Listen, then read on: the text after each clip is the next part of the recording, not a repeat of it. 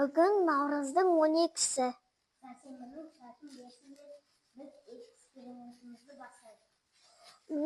Біз алдымен 2 ыдысымызға қара топырақты салып аламыз. Сосын әрі қарай пиязымызды отырғызамыз. Шатасып кетпеу үшін біз олар екеуін нөмірлеп қоямыз. Бірінші салу. Нәтижесін бірге бақылаймыз. Салайық қазір. Сосын емізді пиязымызды отырғызайық.